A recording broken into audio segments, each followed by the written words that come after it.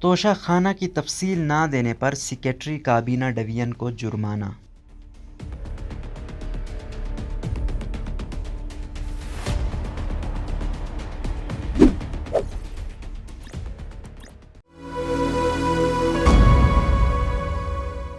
Pakistan information commission نے سابق وزیر اعظم عمران خان کو توشہ خانہ میں ملنے والے تحائف اور ان میں سے اپنے پاس رکھی گئی چیزوں کی تفصیلات دینے سے انکار کرنے پر سیکریٹری کابینہ احمد نواز سکھیرا پر جرمانہ عائد کر دیا اور مطلوبہ تفصیلات فوری فراہم کرنے کا حکم دیا ہے۔ یاد رہے کہ پی آئی سی نے گزشتہ سال کیبنٹ ڈویژن کو یہ تمام تفصیلات فراہم کرنے کی ہدایت جاری کی تھی اور 2 روز پہلے سیکریٹری کابینہ کو حتمی وارننگ جاری کی گئی تھی۔ احمد نواز سکھیرا کو کہا گیا تھا کہ وہ سپہر 3:30 بجے تک کمیشن کے سامنے ریکارڈ جمع کروائیں، لیکن افسر نے دوبارہ اس ہدایت کو نظر انداز کیا۔ یہ بات پی آئی سی کی جانب سے بعد میں اکاؤنٹنٹ جنرل آف پاکستان کو جاری کردہ حکم میں کہی گئی۔ پی آئی سی نے اکاؤنٹنٹ جنرل کو حکم کی تعمیل نہ کرنے پر سیکریٹری کابینہ ڈویژن کی 30 روز کی تنخواہ کاٹنے کا بھی حکم دیا ہے۔ پاکستان انفارمیشن کمیشن نے اکاؤنٹنٹ جنرل کو ہدایت کی کہ کمیشن کی جانب سے معلومات تک رسائی کے ایکٹ 2017 کے سیکشن F-20 کے تحت جرمانے کے طور پر عائد کردہ کابینہ ڈویژن احمد نواز سکھیرا کی 30 روز کی تنخواہ میں کٹوتی کرنے کا اقدام کریں۔ خیال رہے کہ پاکستان انفارمیشن نے اس معاملے پر ایک درخواست قبول کرتے ہوئے کابینہ ڈویژن کو ہدایت کی تھی کہ غیر ملکی سربراہان مملکت، حکومتوں کے سربراہ اور دیگر غیر ملکی معززین کی جانب سے وزیر اعظم عمران خان کو موصول ہونے والے تحائف کے بارے میں مطلوبہ معلومات فراہم کریں۔ ساتھ ہی وزیر اعظم کے اپنے پاس رکھے ہر تحفے کی تفصیل، وضاحت اور وہ قواعد جن کے تحت انہوں نے تحائف وصول کیے اور اپنے پاس رکھے بتائے جائیں۔ اس دوران یہ الزامات بھی سامنے آئے کہ عمران خان کی اہلیہ بشریٰ بی بی اور ان کی سہیلی فرح خان نے توشہ خان سے درجنوں قیمتی تحائف کوئی پیسہ دیے بغیر نکلوا لیے ہیں، جبکہ سابق وزیر اعظم نے خود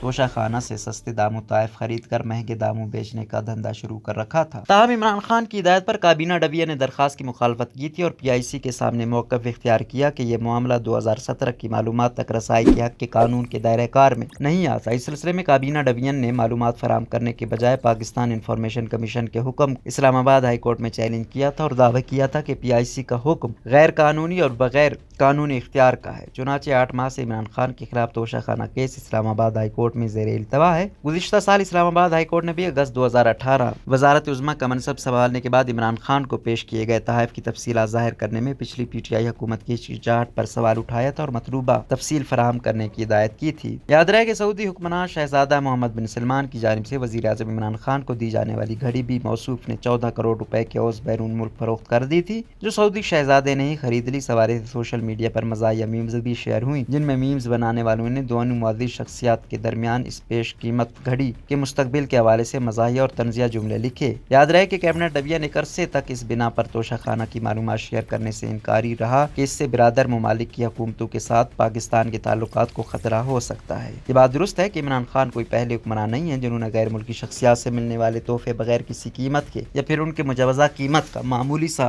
حصہ ادا کر کے اپنے پاس رکھ لیے ہوں۔ تاہم وہ ایسے پہلے حکمران ضرور ہیں جنہوں نے توشہ خانہ کے تحائف کم قیمت میں حاصل کر کے انہیں بہت زیادہ منافع کے ساتھ فروخت کر دیا۔